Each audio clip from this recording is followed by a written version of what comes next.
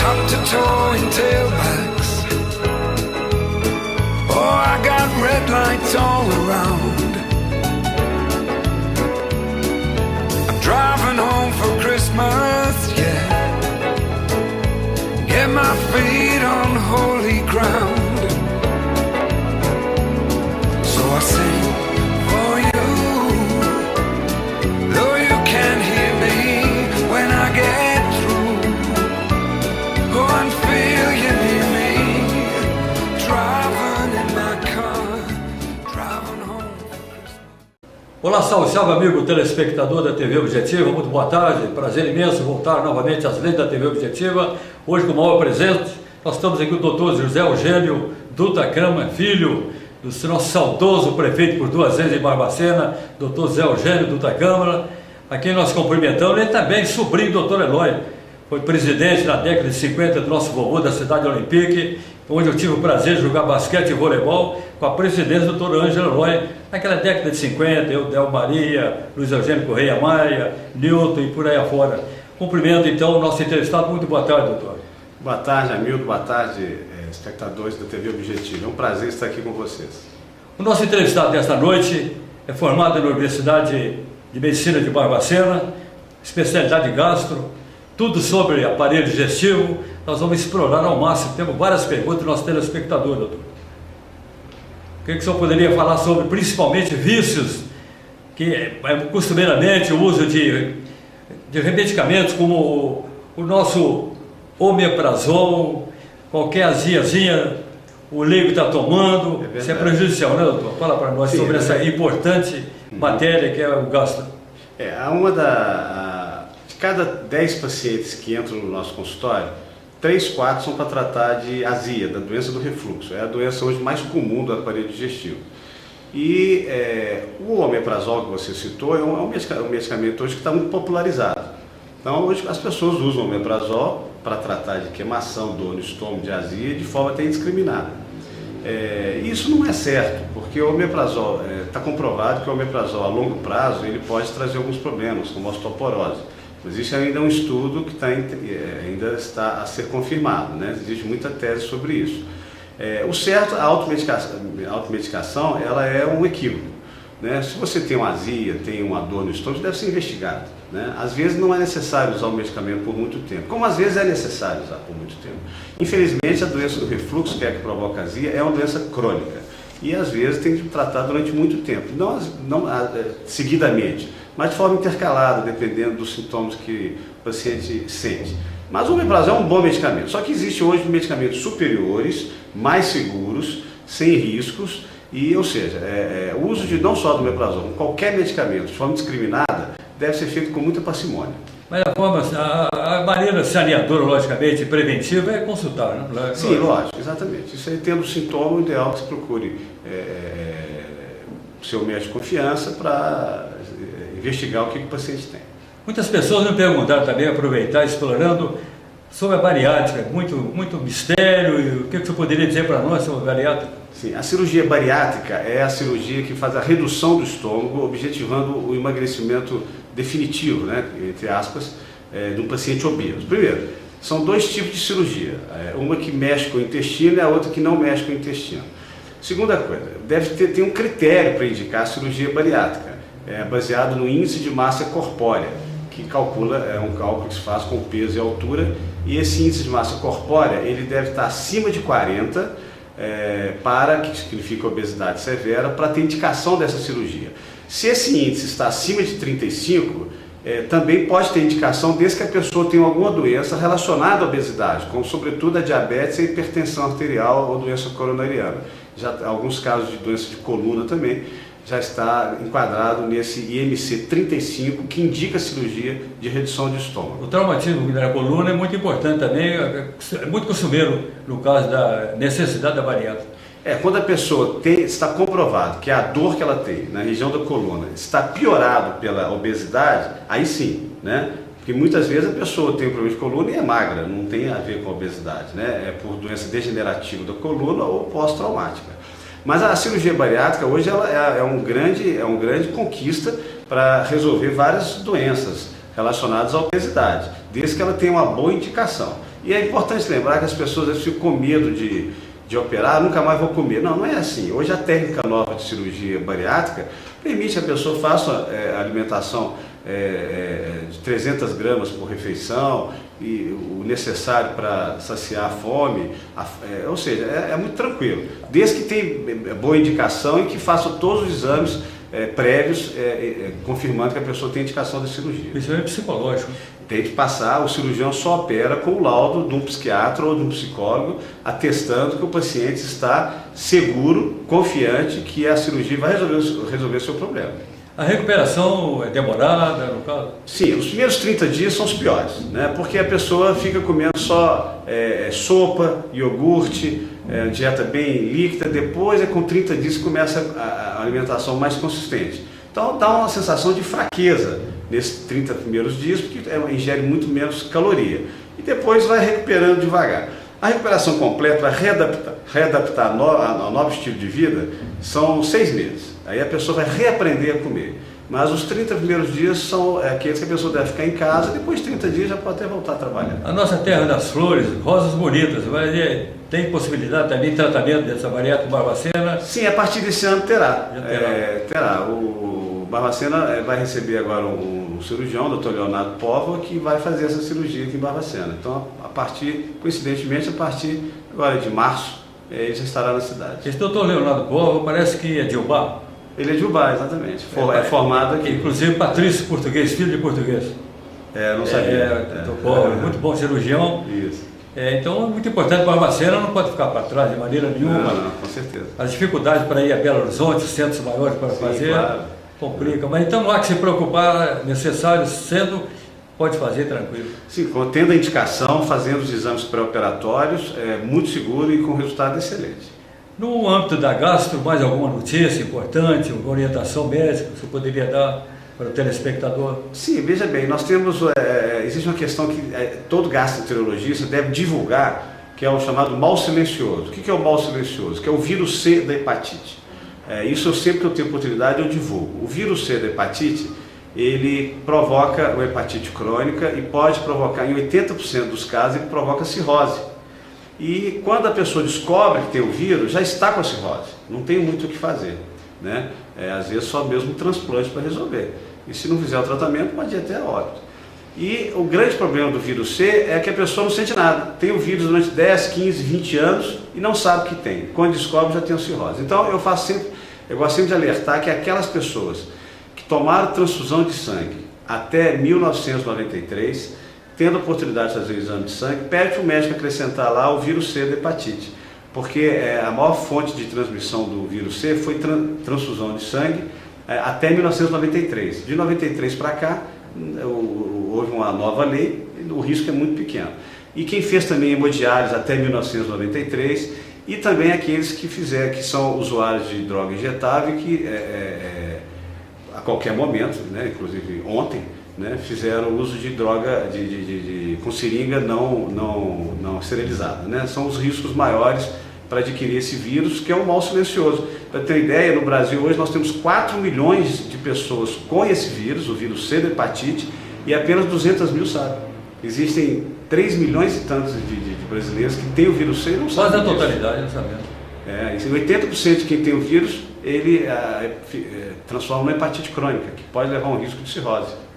Portanto, fica aí, telespectador, o alerta. Qualquer doença, principalmente no que diz respeito ao Dr. Zé Eugênio, do aparelho digestivo, da gastro, procurar um médico, acima de tudo, né, doutor? Sim, com certeza. Orientação médica é muito importante, porque lá na frente pode haver problemas. E muito cuidado com o que acha na internet, né?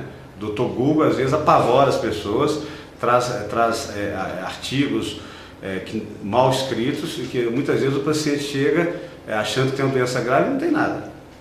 O progresso, infelizmente, eu sempre digo, é um paradoxo. O progresso, a aviação, por exemplo, por que Santos Dumont acabou suicidando, né? Ficou arrependido quando viu aquelas bombinhas soltadas naquela revolução, logo depois ele não ficou satisfeito com aquilo. Um grande Santos Dumont, um grande engenheiro, e a medicina está aí. Tem que tomar cuidado, essa internet é muito proveitosa, mas todo o progresso, por mais incrível que pareça, vem um progresso, tem que ter um lado bom e um lado ruim. Mas o que eu noto nessa internet é o lado mais pernicioso, quase na totalidade. Sim, com certeza. E eu queria fazer também chamar a atenção, já estava esquecendo, tem aumentado muito o câncer de intestino grosso.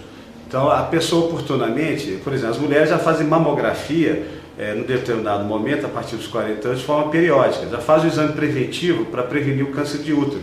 E está se criando uma cultura, e nós estamos divulgando, para fazer a prevenção do câncer de intestino. Então, quando for ao seu médico, pede para fazer um simples exame de pesquisa de sangue oculto, ou mesmo se tem história na família de câncer de intestino, tem de investigar mais a fundo, com exames apropriados. Ou seja, vão ficar alertas aí para o aumento do câncer do intestino, que é dentro da área da gastroenterologia. Nessa área eu tenho certeza, a próxima oportunidade nós vamos trazer, porque eu quero explorar também noutra área do seu vasto conhecimento. Afinal de contas, como todo bom brasileiro, o esporte acima de tudo, sei da grande coleção que o doutor tem sobre da revista Placar, mais de 1.300 agora exemplares, desde 1973, na sua infância já começou ali a coleção. Na verdade é o seguinte, desde menino eu sempre tive duas grandes paixões na vida. Sem falar do cavalo. Que é o cavalo campolina e o futebol. Acontece que assim como jogador de futebol, para ser um craque, ele já nasce com aquela vocação, com um menino de 3, 4 anos, você já sabe que ele vai ser um craque, ou que vai ser um bom jogador. O cavaleiro é a mesma coisa. O cavaleiro, não estou dizendo de montar num cavalo e sair andando, não. É um cavaleiro, ele já nasce com a vocação de ser um bom cavaleiro, para acertar um andamento, trazer o animal da andadura para a marcha, conseguir jogar a marcha picada para a batida, ou seja, isso tem que ser um craque. Ele já nasce com aquela vocação. E quis o destino que eu nascesse sem as duas vocações, das minhas paixões. Era um péssimo jogador de futebol e um péssimo cavaleiro. Aí eu virei médico. Mas não perdi a paixão, nem pelo cavalo campolina e nem pelo futebol. Muito menos pelo Fluminense, pelo Atlético Mineiro. Fluminense e Atlético Mineiro. Aliás, tem algumas pessoas, sobretudo de Belo Horizonte ou do Rio, que me questionam: que história é essa? Você tem 2 times? Isso não existe, né? Em Barbacena é muito comum a gente ter 2 times.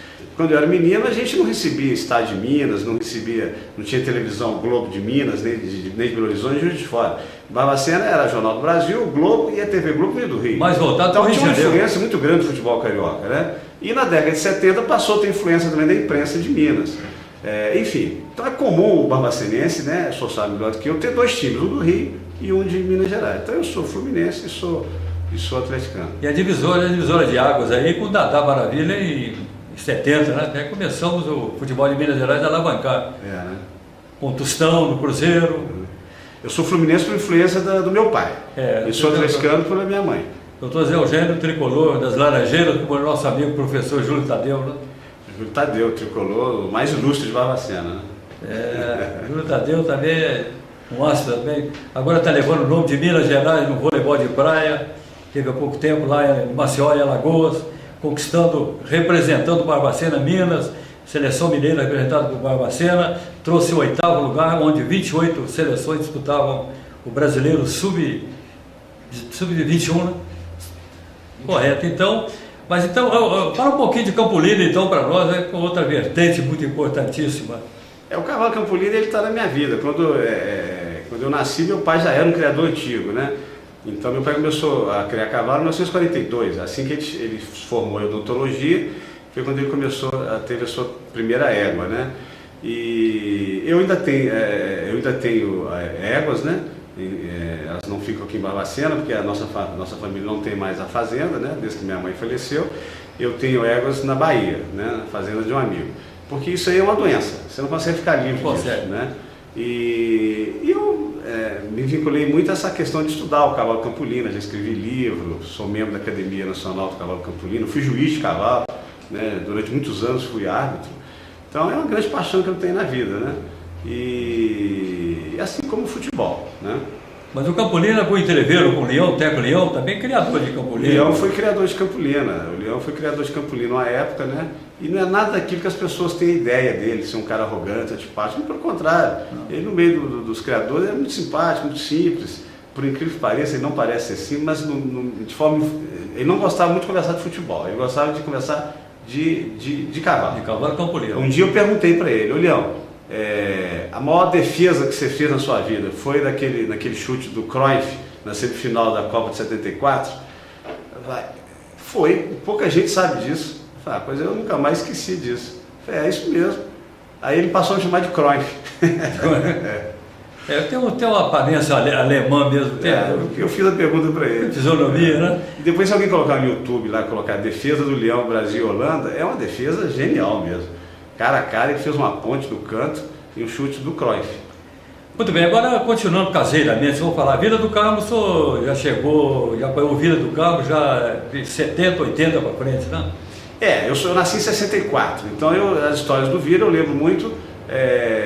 Do Matos Borado, você não lembra? Na método. Eu lembro dele como professor, né? Professor Matos Borado, foi um grande arqueiro, depois veio Danton. Vizinho da minha família também, quando eu morava na Bia Sorte. Agora o saudoso Danton Nabuco, você ouviu? Conheci muito, mas eu lembro muitas histórias meu pai contando, né? Eu particularmente com o Vila, eu cheguei a jogar no infantil do Vila, e eu era titular. Até que um dia meu pai estava tomando café com meu irmão, e aí eu cheguei e vi os dois conversando. Meu irmão falou, Luiz Ângelo, meu irmão mais velho. Pai, não fica insistindo com o Dudu, meu apelido Dudu, né? Futebol não, coitado. Ele tá achando que ele é titular porque ele joga bem. E a gente sabe que ele é titular porque eu sei que pediu. Meu pai era prefeito, né, para ele ser escalado. Além de prefeito, aí meu pai falou assim, coitado, ele fica com esperança, eu fico tal. Aí eu escutei aquela história, aí no dia seguinte eu fui lá e avisei que eu estava encerrando minha carreira como jogador de futebol. Então eu pendurei minha carreira aos 9 anos de idade, que eu cheguei à conclusão que não jogava nada. Porque eu era titular, porque eu era filho do prefeito. Ou seja, uma cena patética na minha biografia, né? Mas tá aí, cara, telespectador. Perdemos um bom jogador de futebol, mas ganhamos um grande médico, isso é importante, né? Uma coisa de pai, né? Para onde ano foi o nosso saudoso Noel Rosa também, que foi estudou medicina, não continuou, não formou médico, mas foi um grande compositor. São coisas que o Brasil oferece para a gente. Exatamente. Mas então, e sobre a coleção? Sobre o Vila do Carmo, eu conheço muita história e talvez o senhor possa atestar melhor do que eu. Meu pai falava em 2 jogadores que ele falando, né, parecia assim, que era do nível do Pelé e do Garrincha, pelo tanto que ele era um ídolo para ele. Mauro Bahia e o Danton como goleiro. Ele falava que o Danton poderia ter sido goleiro de qualquer time grande do Brasil. Foi reserva. Ele falava de 2 jogadores, o Mauro Bahia e o Luiz Santos.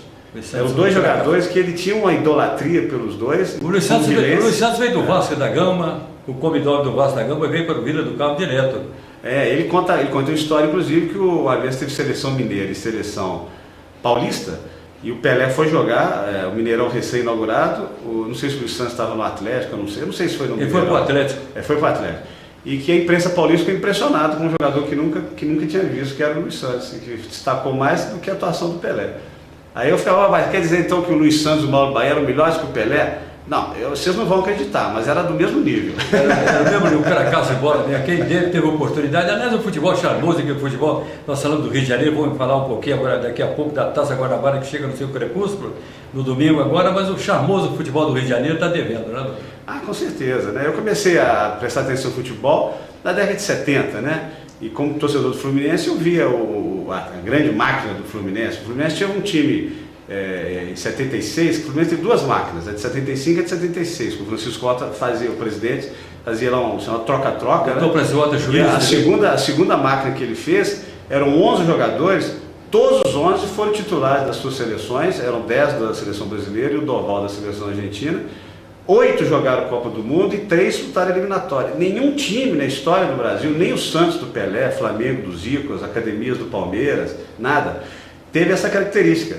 Os 11 titulares, todos os 11 jogaram na seleção, sendo que 8 disputaram a Copa do Mundo e os outros 3 disputaram eliminatórias de Copa, incluindo o Doval, que só não disputou a Copa de 70 porque o argentino foi eliminado pelo Peru do Didi, que o Didi era o treinador. Mas isso é histórico. Esse time, infelizmente, encontrou o time do Falcão, o Internacional, e não foi campeão brasileiro, perdeu na semifinal. Mas é o grande time da minha vida. Quem é criança, o futebol marca uma criança. O time que marcou a minha infância foi o time de 76 do Fluminense. Mas teve Deus grande, Francisco Cota, Manuel Schwartz. Sim, o Manuel Schwartz foi o mais vitorioso, foi tricampeão carioca, campeão brasileiro, né? E outro time que marcou, um jogador que marcou minha vida foi o Reinaldo. O Reinaldo, se não tivesse problema de contusão, o próprio Romário fala isso, o próprio Tostão já escreveu sobre isso. Esse para o doutor Zé Eugênio, esse aí, Pelé, para e passo. Exatamente. O Reinaldo, se não fosse perder os meniscos com 17, 18 anos, né? Ter de encarar o Darcy Menezes e o Moraes pelo Cruzeiro, ele teria sido um Van Basten ou mais. Mas então está vendo, telespectador, o vosso conhecimento não só na área médica, afinal de contas, o doutor, me permite, o grande doutor, nosso médico, o doutor Dudu, na área médica já explanou para a gente aqui, nós vamos aproveitar noutra oportunidade mais assunto, mas do esporte também e a nossa coleção. Ah, sim. Vamos falar eu sobre comecei a colecionar placar, na verdade um primo meu, que é médico hoje, Henrique Eloy, ele é uns 3 anos mais velho que eu, ele me deu um placar. Eu tinha 9 anos. Aí eu achei interessante, aí na semana seguinte fui na banca e comprei mais um. Isso começou em 73. Agora eu não compro, eu assino. Então a semana passada chegou uma. Então desde 73 até 2017 eu tenho todas. Até a década de 90 elas eram semanais. Da década de 90 para frente passou a ser mensal. Então eu tenho do número 200 até o último, que é 1400 alguma coisa, eu tenho todas. Encadernei em capa dura, né? E está tudo lá encadernado, são vários volumes, né? Quando eu vou ver alguma, minha mulher reclama porque ela começa a espirrar. Agora veja você, uma revista de 44 anos, é uma revista nova. Ela acha ruim porque aquilo dá espirro, né? Eu nem vejo eu espirrando aquela revista porque ali eu volto à minha infância, né? O retorno à infância é muito importante. Quem dera todos pudessem voltar a retornar à sua infância para poder trabalhar melhor o presente, né, doutor? Exatamente. O futuro vem aí. Então... A gente tem de olhar, prestar atenção no passado para vislumbrar um futuro, né? É assim que a gente cresce, né? Correto. Então nós vamos, nessa entrevista, com a permissão vossa, nós vamos colocar aquela exposição da sua enciclopédia lá, da revista Placar, nós vamos postar direitinho. Depois nós vamos falar com o nosso diretor aí, nosso editor-chefe, José Luiz, com a sua permissão, é lógico. Pois é, doutor. Então... Eu considero o maior patrimônio que eu tenho. Aliás, é essa coleção, e eu tenho uma outra coleção, a coleção de revistas e livros de Cavalo Campolina. Eu tenho a felicidade de ter a maior bibliografia de Cavalo Campolina no Brasil. Eu tenho todos os livros, cadernos encadernados e tal. Livros encadernados, então isso eu tenho muito orgulho de ter isso, porque me vislumbra o meu passado, minha infância, minha história, a tradição do meu pai, tudo aquilo que eu convivi com meu pai e que eu tenho um grande orgulho. Além de retornar ao passado, que é muito importante, elucida também o presente, os estudos, estudioso como é o doutor Dudu, tem que servir também, campeão. Vamos explorar agora um pouquinho no futebol maior, no Campeonato Brasileiro, Campeonato Mundial, melhor dizendo, 2014, sei que o senhor esteve presente em várias partidas. Sim, eu estive presente, porque eu tenho Teve naquela pista de apresentação daquele 7-1 também? Não, ali eu não fui. Ainda bem. Eu tenho 2 filhas, 17, 16 anos, um filho de 13. Então eu gosto de levá-los a eventos que eu acho interessante, que eles também acham. Então eu gosto de levar eles muito em shows de cantores que eu gosto e gosto de levar em evento esportivo. Então fomos nas Olimpíadas em 2016, fomos em 5 eventos nas Olimpíadas, eu fui na abertura também, na Copa do Mundo eu fui em 4 jogos. E na época que eu fui comprar, eu fiquei em dúvida se eu comprava oitava de final ou semifinal em Belo Horizonte, porque eu imaginei que o Brasil jogaria as duas, como jogou. Aí resolvi comprar oitava de final, cara, eu não sei se o Brasil vai chegar na semifinal não, porque eu não acreditava no time do Filipão. Aí comprei a oitava de final e assisti Brasil e Chile, que o Brasil ganhou nos pênaltis. Aí comemorei muito, antes tivesse perdido. Se tivesse perdido, não teria o 7-1. Exatamente. Mas o 7-1 eu não estava. Mas as Olimpíadas, eu vi o Brasil ganhar a medalha de ouro. Pelo menos a medalha tão sonhada de ouro no futebol. Foi um momento inesquecível. A Olimpíadas foi marcante para mim. Futebol, Copa do Mundo também é marcante. Mas a Olimpíada ela é única, né? Eu acho que eu nunca mais vou em Olimpíada. Foi a primeira e última que eu fui. Eu fui na abertura, que foi o maior momento, esse momento mais belo e emocionante que eu vi em termos de festa na minha vida.